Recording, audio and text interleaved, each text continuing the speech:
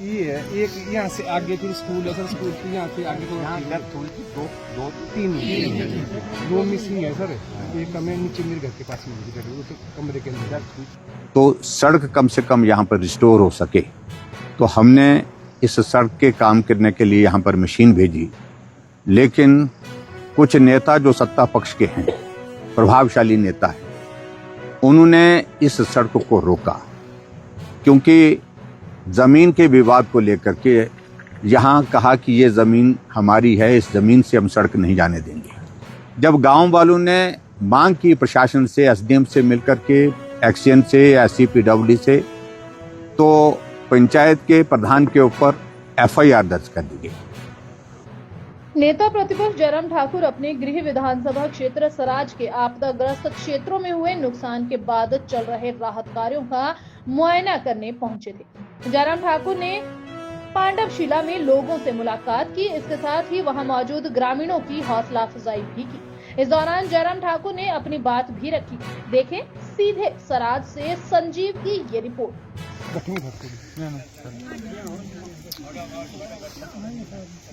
तो ये है एक यहाँ से आगे फिर स्कूल है सर, स्कूल की यहाँ से आगे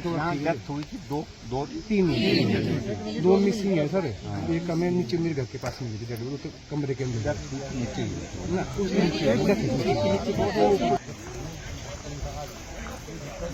हाँ साहब को पाली साइड बैठ लो, नहीं हम आएंगे वाली साइड को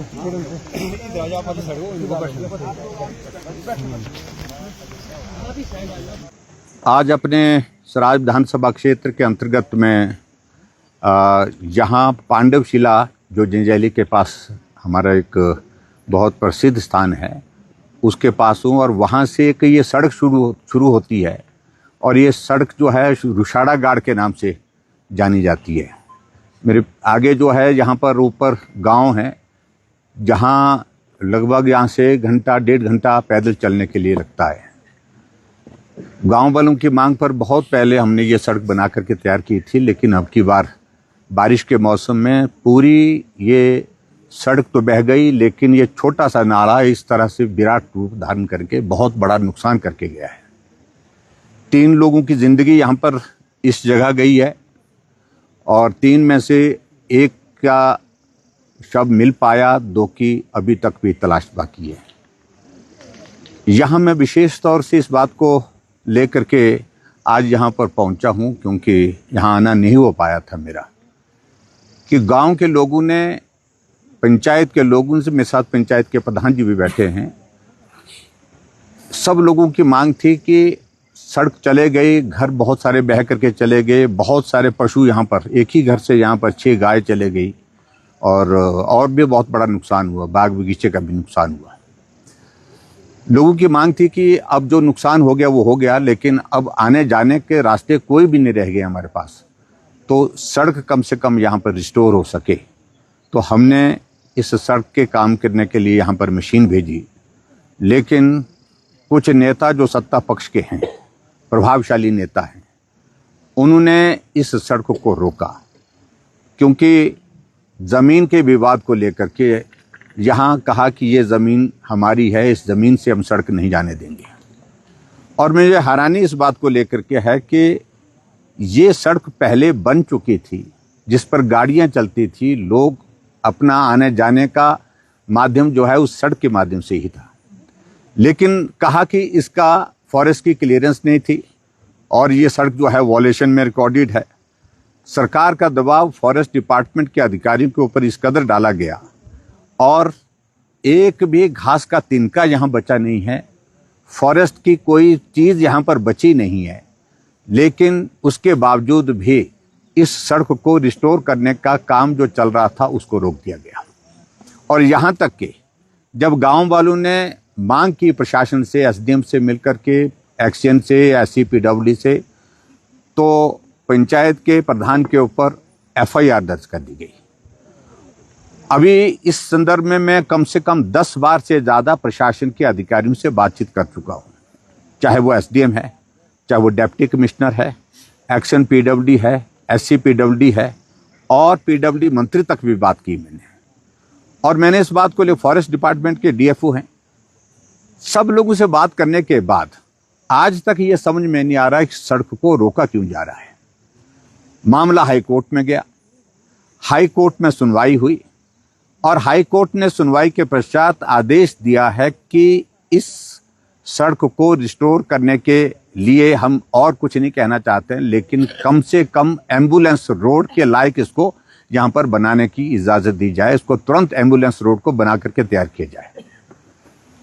एम्बुलेंस रोड के बनाने के आदेश हाईकोर्ट के आने के बावजूद भी यहाँ मेरे पीछे जो मशीन यहाँ पर खड़ी है, उस मशीन को फॉरेस्ट डिपार्टमेंट की ओर से कंप्लेंट करके उसको बंद कर दिया गया, उसको जब्त कर दिया गया है। एफआईआर दर्ज करने के साथ साथ में काम अब रोक दिया गया है। ये विचित्र परिस्थिति है। सही मायने में मुझे लगता है कि इस तरह का उदाहरण देखने को पूरे यहाँ पर हमारे हिमाचल प्रदेश में तो मिलेगा नहीं। एक दो आपदा के कारण बहुत सारे लोगों के घर चले गए, जमीन चले गए, पशु चले गए, जिंदगियां चले गई। सड़क नाम की कोई चीज थोड़ी बहुत अगर बची थी, जो यहाँ इस मलबे के हटाने के बाद जिसको रिस्टोर करने की लोगों ने अपील की, लोगों ने मांग की, उसको रिस्टोर करने से रोक दिया गया है।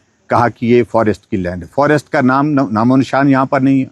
आप देख रहे हैं कि चारों तरफ जो यहाँ पर जो मलबा पड़ा है वो एक खड्ड है। और ऐसी सूरत में मैं अभी भी कहना चाह रहा हूँ, आज भी मुझे एक वीडियो मिला, मैंने सुबह ही आज मुख्यमंत्री को फॉरवर्ड किया हुआ। मुझे मालूम नहीं मुख्यमंत्री जी उस वीडियो को देख पाए हैं कि नहीं देख पाए। अगर मेरी आवाज़ इस बात को सुन रहे हैं तो उसको ज़रूर देखें। पंचायत के प्रधान, बाकी पंचायत के जनप्रतिनिधियों के साथ, उसके साथ साथ में गांव के लोगों के साथ बात करते हुए यही निवेदन कर रहे हैं कि मेहरबानी करके हमको सड़क यहाँ पर एम्बुलेंस रोड की जो हाईकोर्ट के जो आदेश मिले हैं, जो इजाज़त मिली है, उसको तो बनाने दीजिए। उसके लिए भी यहाँ पर कांग्रेस सरकार के एक नेता हैं और उस नेता के कहने पर रोक दिया गया है। इससे बड़ा दुर्भाग्य कोई हो नहीं सकता है। मानवीय दृष्टिकोण वर्तमान सरकार का इस कदर है कि जहाँ लोगों को बहुत बड़ी कठिनाई और त्रासदी के कारण जो झेलनी पड़ रही है, उसके बावजूद भी जरा सा उनके बच्चों के लिए, अभी बच्चा एक स्कूल जा रहा था, गिर गया, चोट लगी है, सिर में चोट लगी है, क्योंकि आने जाने के रास्ते इतने खराब हैं, उसके बावजूद भी कोई दया का भाव सरकार के अंदर है ही नहीं। हम इस सारे मामले को फिर से हाईकोर्ट में भी बात करेंगे और अधिकारियों से भी बात करेंगे। मैंने कहा है कि यहाँ जितने भी हमारे गांव के लोग हैं, अगर इस सारे संदर्भ में अगर अधिकारियों के साथ बातचीत करने के लिए जाना चाहेंगे, जहाँ भी जा करके बात करना चाहेंगे, मैं यहाँ का प्रतिनिधि होकर के, विधायक होने के साथ में लोगों के साथ वहाँ पर खड़ा हूँगा, जाऊँगा। धरने पर बैठने की बात होगी, धरने पर भी बैठूंगा, लेकिन जनता की समस्या का समाधान जब तक नहीं हुआ तब तक हमारी लड़ाई जारी रहेगी।